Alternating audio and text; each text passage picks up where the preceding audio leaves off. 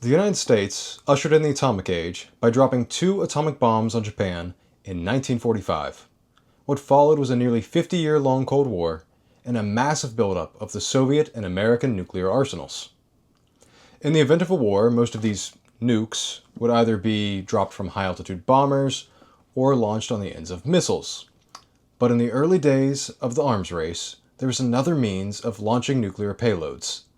Enter the M65 atomic cannon, a 280mm artillery gun designed to hurl nuclear artillery shells across the battlefield.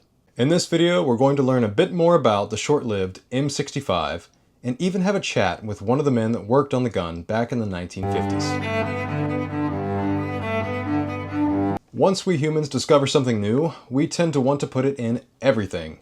Hence, pumpkin spice flavored cheese or AI integrated toilets. The same goes for nuclear power, and that's really the only way that I can explain why the United States military chose to build 20 M65 atomic cannons. As we'll soon see, these machines, while fascinating, were never really practical. Development began back in 1951, but the first test with a live nuclear warhead didn't take place until May 1953. This test was carried out in Nevada as part of the Upshot Knothole atomic tests. And we actually have a video of the test. Now tell me this isn't some of the coolest, most dystopian sci-fi footage you have ever seen.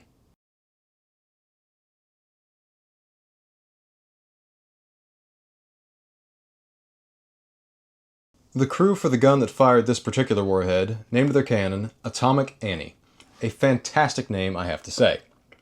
Crews for the other 19 atomic cannons chose their own unique nicknames, but after this test, the name Atomic Annie just kind of became a moniker for all M65s. But despite names like Atomic Annie or Atomic Cannon, the 1953 test was the only time an atomic shell was actually fired out of one of these guns. For the most part, crews were issued standard non-nuclear shells, but in the event of a war, they could be issued with W9 atomic shells. These W9s had a payload of about 15 kilotons, which is the equivalent of 15,000 tons of dynamite. Not 15,000 pounds, 15,000 tons. That's about the same as the atomic bomb that was dropped on Hiroshima. Eventually, an upgraded shell, the W19, would push the payload all the way from 15 kilotons up to 20 kilotons. Now what's really scary to me is that when firing these atomic shells, these guns only had an effective range of about 18 miles. And for firing a nuclear shell, 18 miles just seems way too close to ground zero for me. Now, while working on this video, I was fortunate enough to be able to speak with Clifford Garner, who served in a unit that actually operated an atomic cannon back in 1955. Clifford, or Cliff, is currently 98 years old and was 28 years old when he was assigned to work on the M65. So you worked on the artillery cannon? Atomic cannon, yeah. And what did you do for the cannon? Well, I was on a generator that give it power to operate it. And then I had to watch what was going on and give them the right amount of power and everything. What did you need a generator for an artillery piece? Do what? A generator, why did you need a generator for an artillery piece, though? All the motors on it for putting the barrel up, and every other thing that was on there operated by electric motors. Generator was on a trailer right up next, well, a little ways, about the garage there from the cannon. That thing, when it fired, it was boom, boom, boom, boom, it'd come back down. So already, you're probably getting the sense that a lot of men and equipment was required to operate these guns. The barrel of the cannon was 280 millimeters, or 11 inches in diameter, and each W9 atomic warhead weighed over 800 pounds. Cliff explained how 2 prime movers, those are the truck-like machines at each end, helped to move around this behemoth. Just as soon as you fire it, you pull in 2 prime movers, 4-wheel drive and 4 wheels in one end and on the other, same on the other end. And the front one did the steering. The front one did the motor, keep it going, unless it needed more, the back one would push some.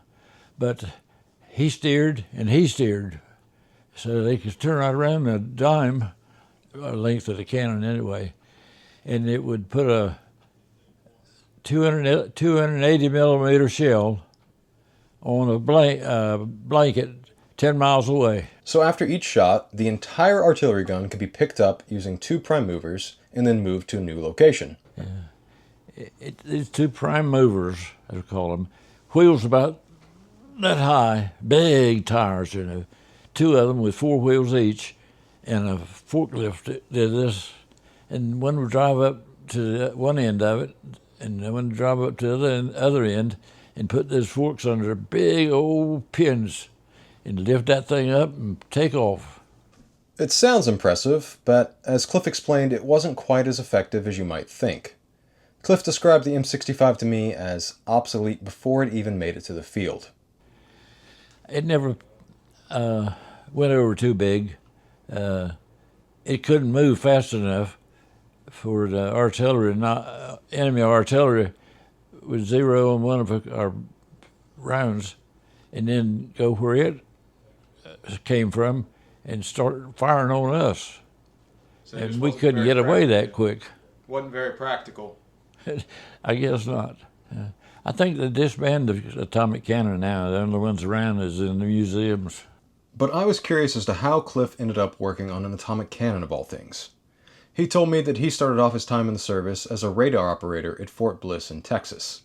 And that sure seems like a far cry from working on a 50-foot-long cannon that fires miniature nuclear bombs.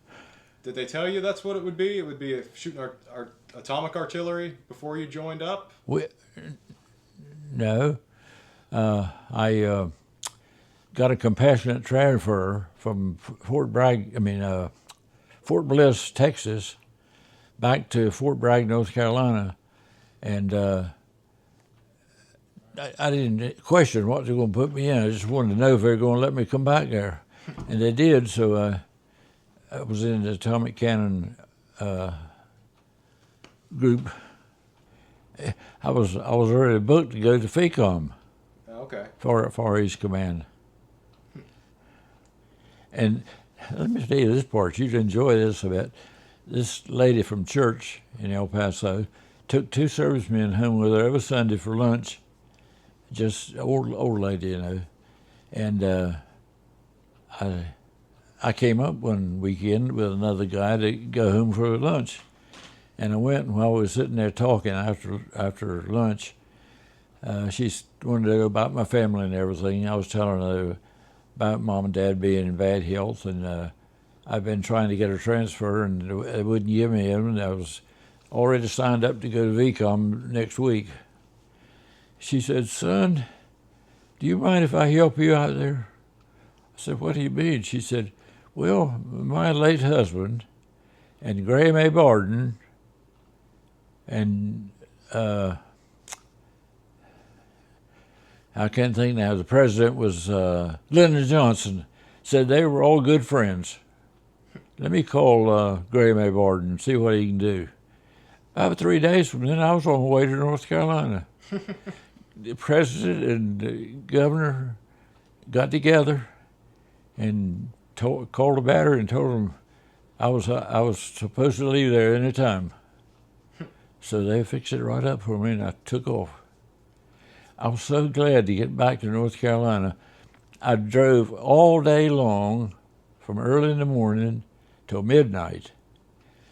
Got out and rented a hotel room to sleep some. I couldn't go to sleep. So I got up, got back in the car, and drove another 100 and some, well, it was, I forgot how many miles it was from us, but it was 2 days of driving without any sleep. And I was running about 70 miles an hour most of the time. From Texas to North Carolina? Yeah. So that's how Cliff ended up back in his home state of North Carolina, working on an atomic cannon. In a strange, roundabout way, he was assigned to the cannon because of North Carolina Senator Graham A. Barden and President Lyndon B. Johnson. Cliff served the remainder of his enlistment in North Carolina, working on the M65 for a little over a year. After leaving the Army, Cliff married his wife Shirley, and the pair moved to her home state of West Virginia. Both of them became teachers and spent several years teaching in both Alaska and in West Virginia. Now, as for the atomic cannon, the program officially ended in 1962. it just couldn't compete with the efficiency of newer atomic weapons like the Honest John rocket, which could be launched from the back of a truck and with far less effort and with far less crew. The original 20 M65s would turn out to be the only 20 ever made. However, you can still see an atomic cannon today. 7 of the original 20 survive, scattered all across the nation, from New York and Virginia and Illinois to Kansas and Oklahoma, all the way to the Southwest in Nevada and Arizona. The original Atomic Annie is located at Fort Sill, Oklahoma, at the United States Army Field Artillery Museum. Now, in terms of legacy, the M65 was more of a show of force, or even just a novelty, but that doesn't make it any less fascinating as a bizarre relic from America's atomic age. And if you're interested in learning a bit more about some of America's forgotten Cold War weaponry, especially atomic weapons like the Honest John rocket, the W-23 atomic naval shell, or the Davy Crockett nuclear slingshot, which was the inspiration for the Fat Man in the Fallout video game series, then please like this video and show your support by leaving a comment mentioning any other atomic weapons that I should cover in future videos.